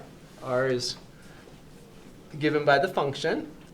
And then we have this big square root here. And we have 1 in that square root. We have 1 plus y prime squared. Y prime squared is this or this. And now I'm saying to myself, oh, well, when we combine the 2 square roots, the inside of this has to be distributed to the inside of the second square root. If we have a 4x plus 6 in the denominator, there's a direct cancellation. So let's actually not use that. Let's be strategic and use the other one. They are equivalent, so it doesn't matter. And we're told that our limits of integration are 0 to 5.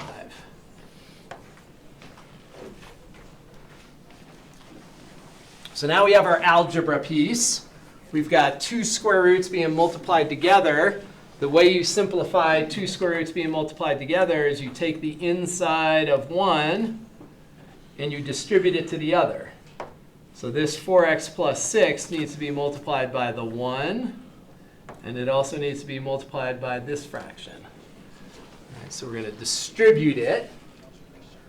So the 2 square roots are going to turn into 1 square root. So we'll have 2 pi out in front, integral 0 to 5, square root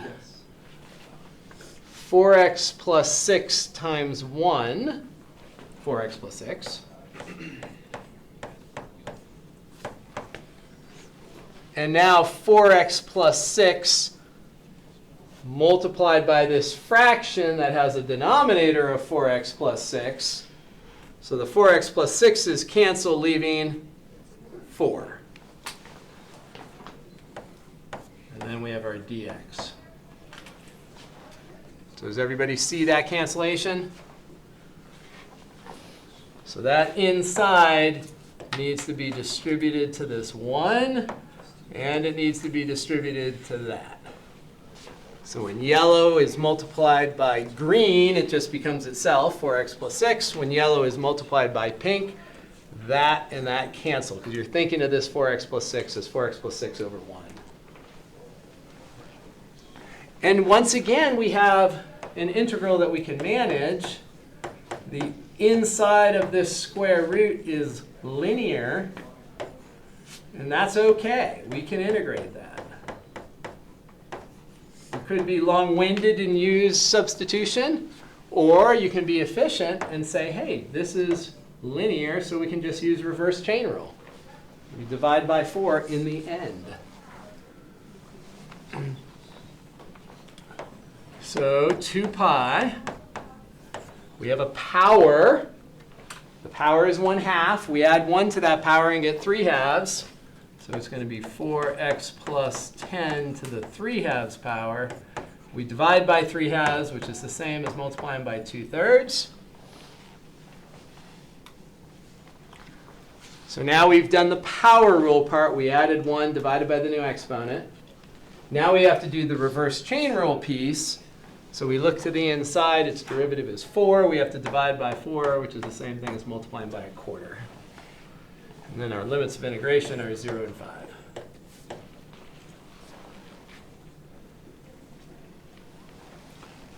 Let's get all the constants mashed together. So over here we have a 2 canceling, so we have 1/6 here. We bring it over here, and we're going to end up with a 1/3 or a pi divided by 3. So I'm combining all these constants. And now we look at that variable piece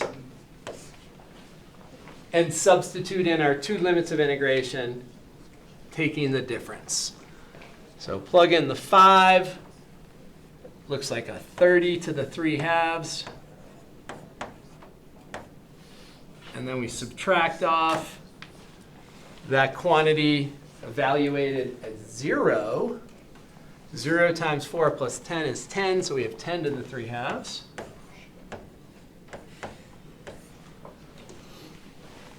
And that is a totally fine final answer there.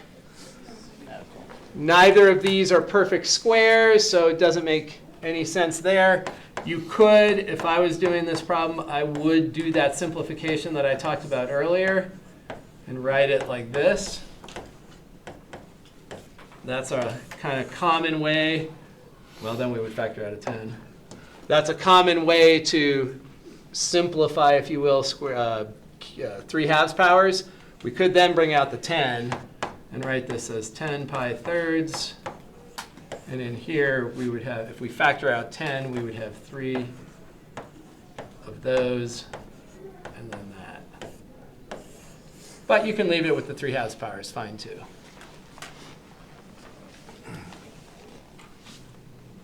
So for clarity, if we simplified to pi thirds, 30 to the 3/2 minus 10 to the 3/2, that would be an acceptable. Totally acceptable right there, yeah. On, Yeah, that would be totally fine right there. No trivial errors. Yeah, yeah, if one of your strategies in taking tests is to avoid trivial errors by not doing certain things, this would be one of those certain things to avoid.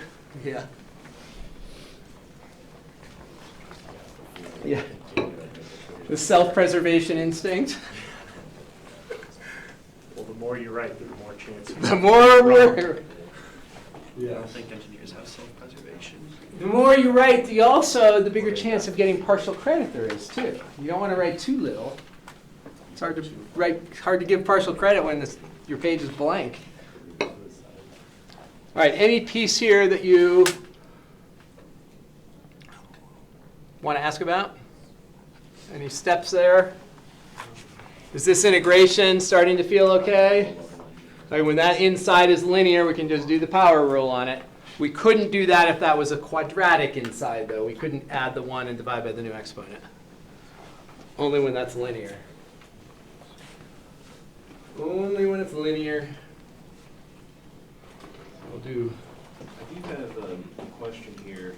So when we're setting up the problem, you have s equal to 2 pi, integrate the formula we've got from 0 to 5, 4x, square root of 4x plus 6, and then we multiply that by square root of 1 plus 4 over 4. Yeah, so we're right That's here. that goes back to this like overall equation here, I think. Right? Yeah, it goes back to this formula here, 2 pi f. Fx. F is the function. And then we use the arc length thing from the first half of class, which gives us that second part. Okay, I'm going to need to go over arc. Yeah, definitely need to go over arc length. Muy importante. All right, let's take a look at this one. You all have the skills. Lightsabers have been sharpened, or that doesn't sound like the right word. Do you sharpen a lightsaber? I don't know either. I've never had one. All right. Sabers in the mail. You tune it. You tune your lightsaber. Your lightsaber's tuned. Yeah, you could polish your crystal. Polish your crystal. All right, so try this one. Try polishing your crystals. Just don't be snorting any crystal.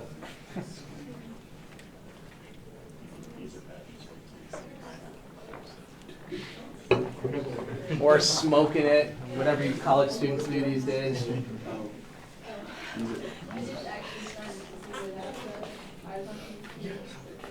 You already do it? No. Oh, she got stuck.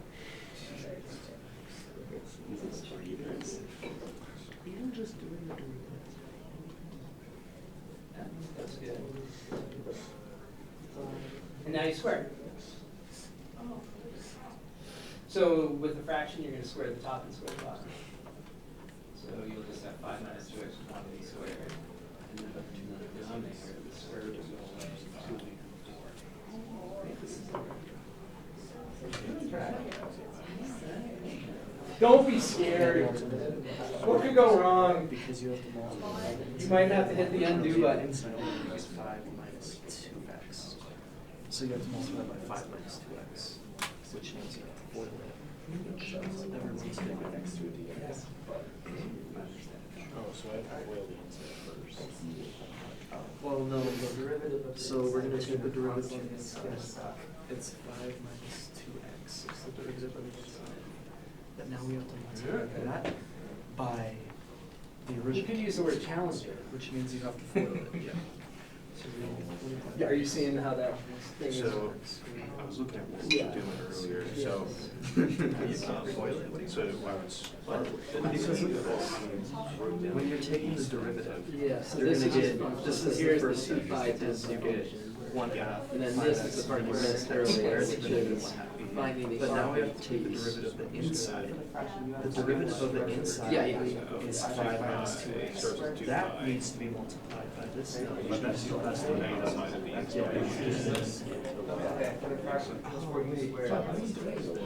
You're right, this does have an exponent on it.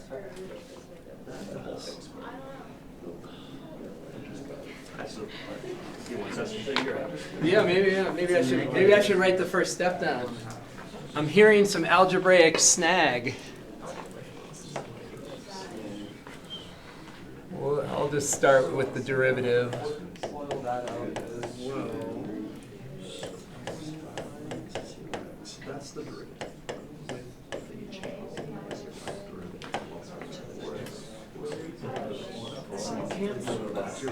But if we were to simplify it, you get 2 over the root. Oh, that's awesome. I love that. 5 minus 2x. That's exactly what I want to hear. Ooh, watch this. This is nice. You're gonna square this.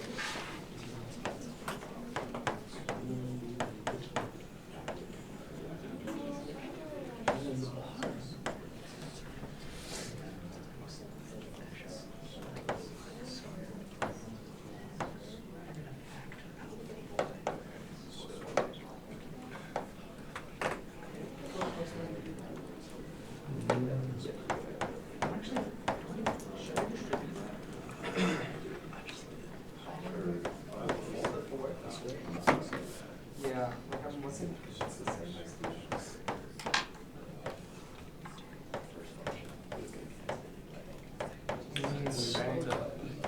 Because what I was thinking is like, oh, you can factor out a 4. Okay, that's. Oh, Is there any question on the derivative or the squaring of the derivative? Because what's gonna happen? Yeah, that's where I'm stuck. Okay, I'll be right there. So once we take the derivative and you square it, 5x then we add the 1 and put it in the second square root. The first part is from the 2 pi r. So 2 pi r, the function is a square root also. So that 2 pi r, that builds our first function, our first square root. And then the second part is coming from that, 1 plus y prime squared. So that's where now you guys should be able to combine those 2 square roots. Trust the process. So breaking down this guy, we've got that square root. I'm guessing we pull that out by taking the half out front and then. Yeah, taking the derivative, we bring the half down and we subtract half from the top. But then we have to multiply by the derivative of the inside from the chain rule. Okay. So that's where the 5 minus 2x comes from. From what were The derivative of the inside. Oh, so we gotta multiply. Multiply it by 5 minus 2x. Okay, so we gotta multiply the inside by the derivative of this in here. So yeah, whatever the derivative of that inside is, that gets stuck as a multiplier on the outside. And then were you able to simplify that? Working on it. Yes. It's coming. We see some common factor that's going to cancel. You get 5 minus 2x squared over 4. Is your simplification mark? So I feel like something fishy's happening. Like you're Not seeing any consequences. so the square root, when you have the 2 square roots, it should combine into one huge square root. Right? You have a square root plus something without a square root, so it should be one big square root, right? There we go. And so when that thing is multiplied by the 1, you get itself. When that thing is multiplied by this fraction, that piece and this piece should cancel. So the second, yes, exactly, exactly. Which is all still under the square root. It's still all under the square root, so then you're going to get a common denominator of 4. So now you're on track here. And so now you can make this, so this square root should come all the way down. This whole thing is under it, but that looks good. And so now you want to get a common denominator here of 4. Yeah, multiply this by 4 over 4 so we can combine these two. Like we're going to have to FOIL that out. There's some algebra steps. Anyone have a question up to this point? Is everyone cruising past? So now, if you've got all that pulled out, now we want to make that a 4 over 4 and combine those two and then FOIL this out. So we're going to FOIL that up in hopes that there's some factorization that can happen. All right, let me do the next step up here on the board. and we'll talk about the next algebra steps. So remember that these two square roots combine to one monster square root, and we're doing that distribution thing. This yellow block needs to be multiplied by the green block and the pink block. And when it multiplies by the 1, that's easy enough. And when it multiplies by the second, Notice how these are both the same? Those cancel. we get that. And so at this stage, what you should be thinking about is getting a common denominator of 4 right here. So you want to multiply that piece by 4. And then you're going to FOIL it all together in the numerator. Actually, I'm going to continue on just because we don't have a ton of time. I want to make sure we finish it. So inside the square root, we now are going to have a 4 in the denominator of this fraction that we're building. We need to distribute this 4 over and get a 20x minus 4x squared.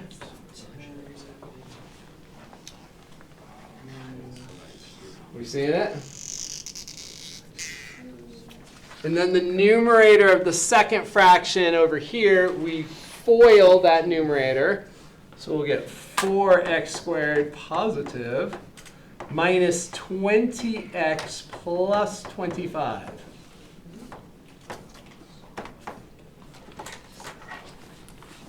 The algebra. The algebra that makes us say, ugh. The 4x squareds are going to cancel. The 20x's are going to cancel. Ooh. Busy. And so what do we end up with? 5 over 2 on the inside. So we have, oh my gosh, this is so cool.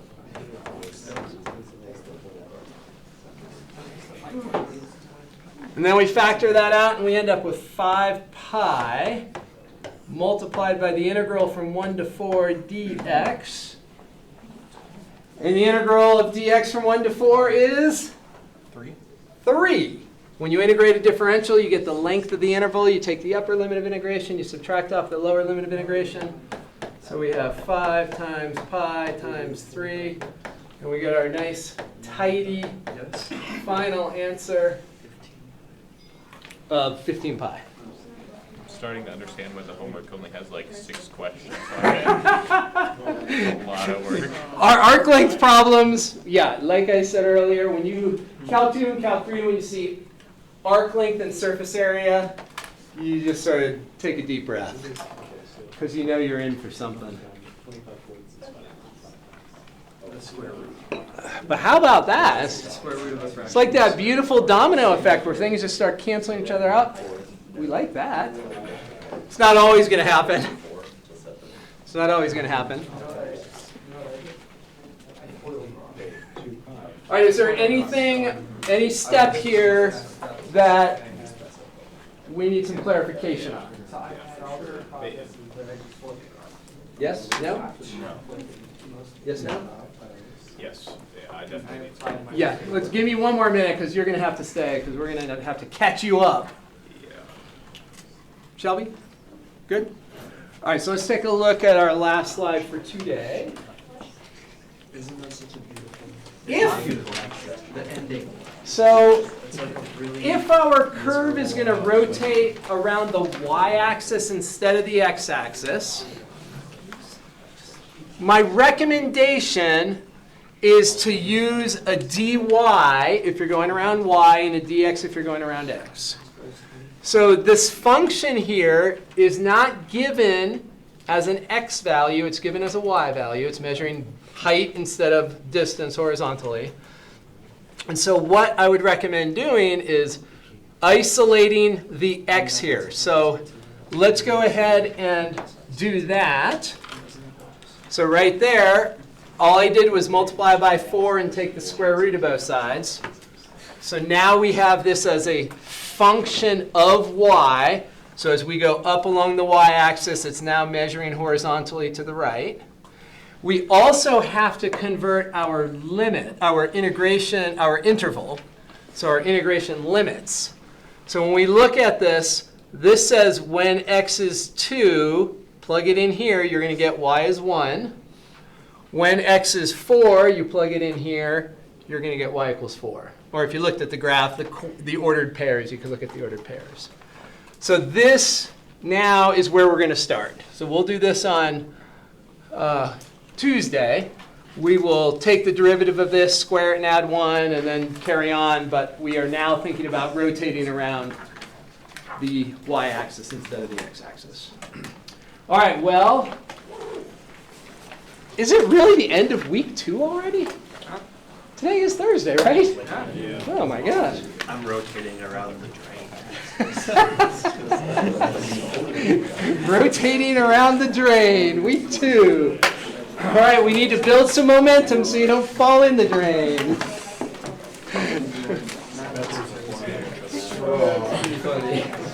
Rotating around the drain.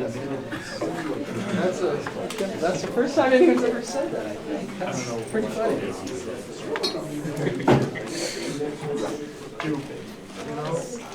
You're gonna make